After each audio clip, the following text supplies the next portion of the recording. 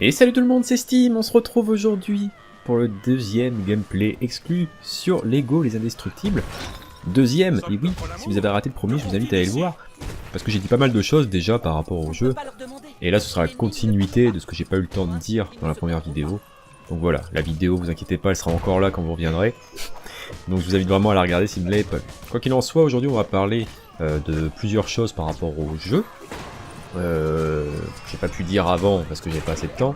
Déjà on va parler open world parce que c'est une question que vous devez vous poser, est-ce qu'il y aura un open world dans le jeu? Alors oui, il y en aura un. Ce sera un open world un peu comme celui de Lego Marvel Super Heroes 2, vous savez, plusieurs endroits connus du film, enfin des films du coup, vu qu'il y aura deux films, qui seront connectés ensemble pour former un seul open world.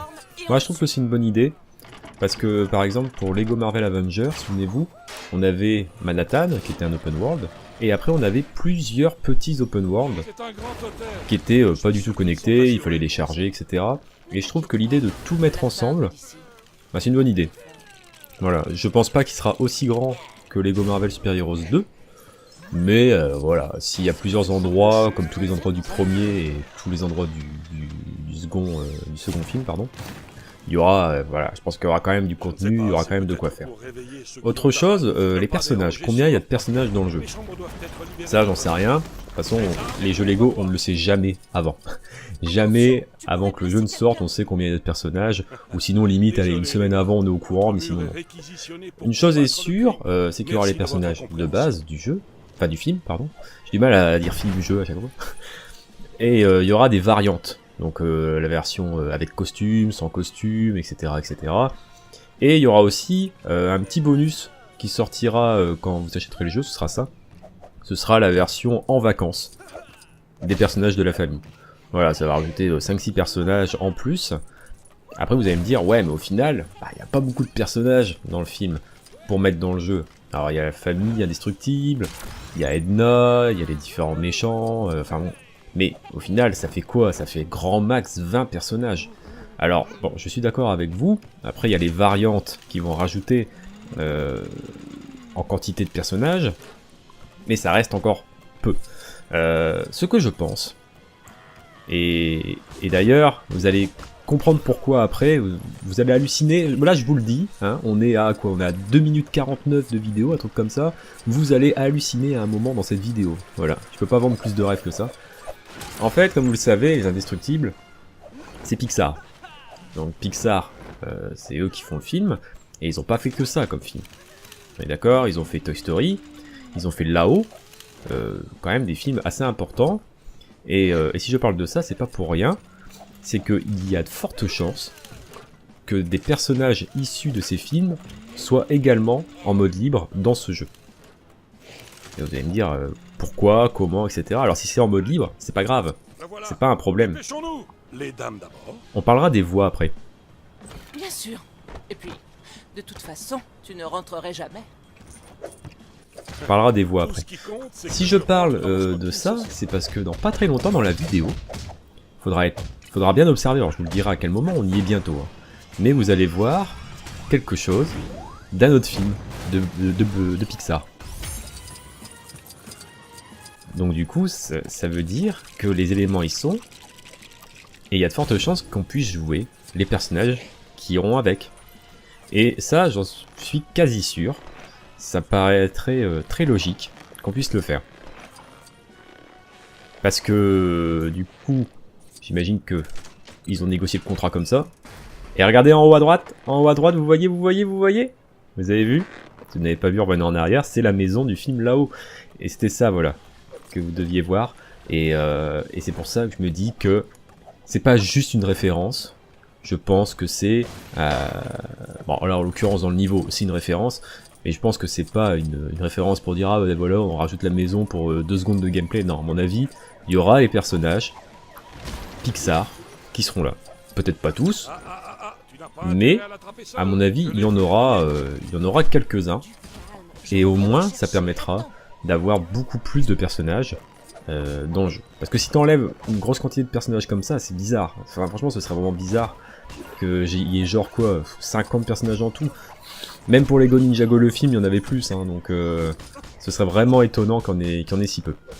Par rapport aux voix, je ne pense pas que ce soit les voix officielles du film. Alors je dis attention, je ne pense pas.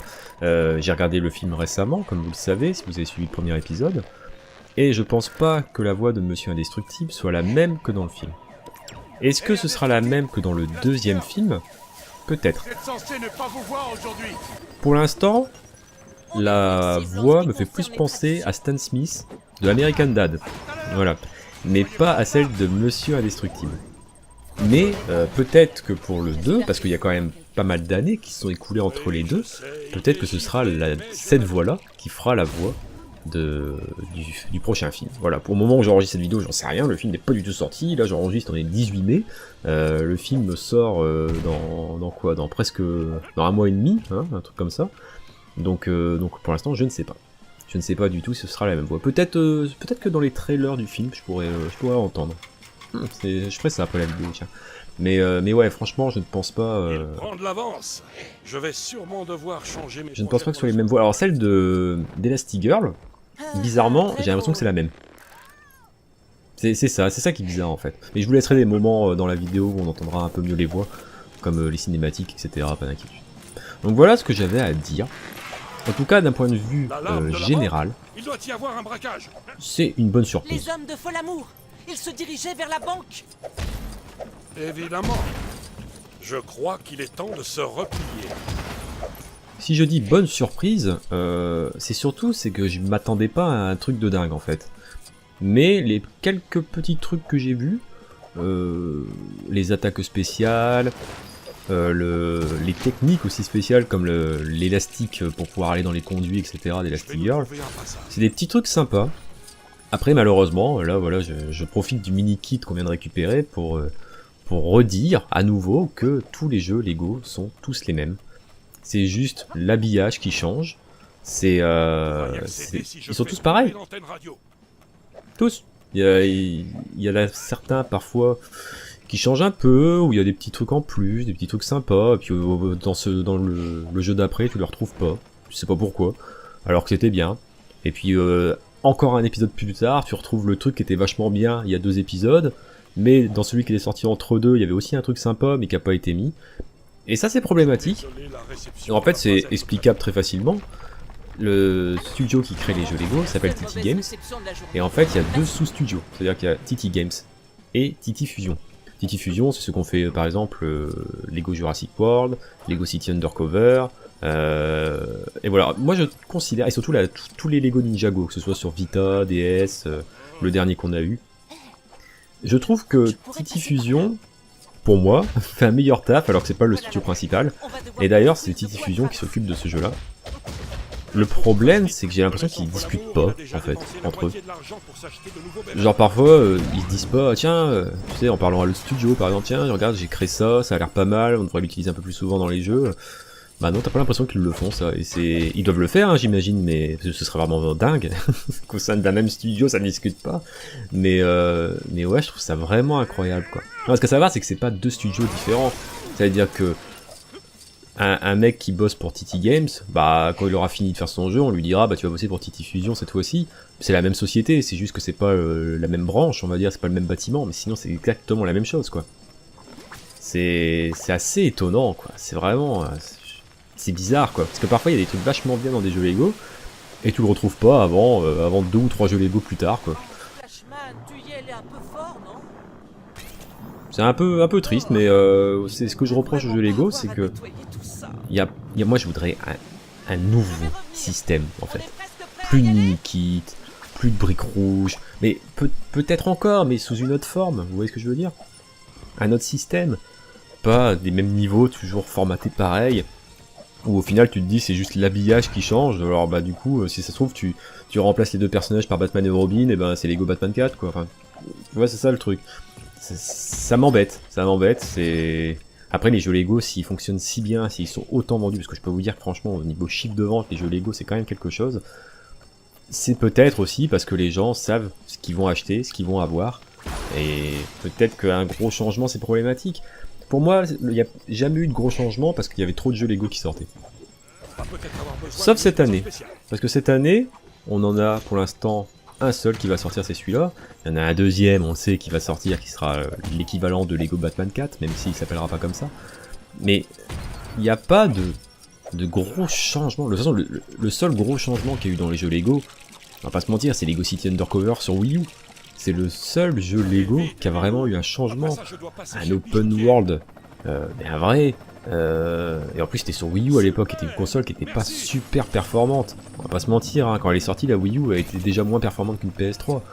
Donc c'était franchement pas la bonne console. Après ils ont eu un contrat, bon, pas le problème. Mais depuis ce jeu, enfin depuis ce jeu-là, il n'y a pas eu de vrai changement au niveau des jeux Lego.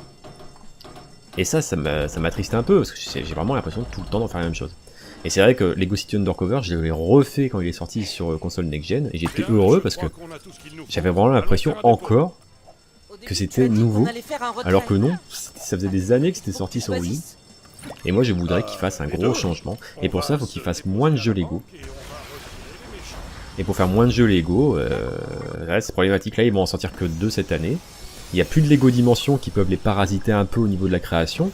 Donc peut-être que d'ici 1 ou 2 ans, on aura vraiment un renouveau du jeu Lego. Et qui sortent un peu de leur zone de confort. Faites un MMO. Alors bon, je sais que c'est chaud de vendre un MMO Lego, parce que Lego c'est pour les jeunes, les MMO c'est un peu plus pour les adultes. C'est compliqué, je peux comprendre, mais peut-être qu'ils pourraient le faire d'une façon spéciale qui ferait que les jeunes, enfin les parents n'auraient pas peur d'acheter ce genre de jeu pour leurs enfants. J'aimerais franchement qu'il y ait du changement. Mais je le répète, je suis pour l'instant agréablement surpris par le jeu. J'ai hâte de voir la quantité de niveaux, les différents personnages, l'open world. J'ai hâte de découvrir tout ça. Je suis plus emballé qu'avant y avoir joué. Et c'est le principal. Quoi qu'il en soit, je vous laisse les amis avec la petite cinématique. N'hésitez pas à réagir en commentaire à ce que je dis, hein, ça m'intéresse d'avoir votre avis aussi. Et nous nous retrouvons bientôt pour une prochaine vidéo. Ciao tout le monde. Attends une minute.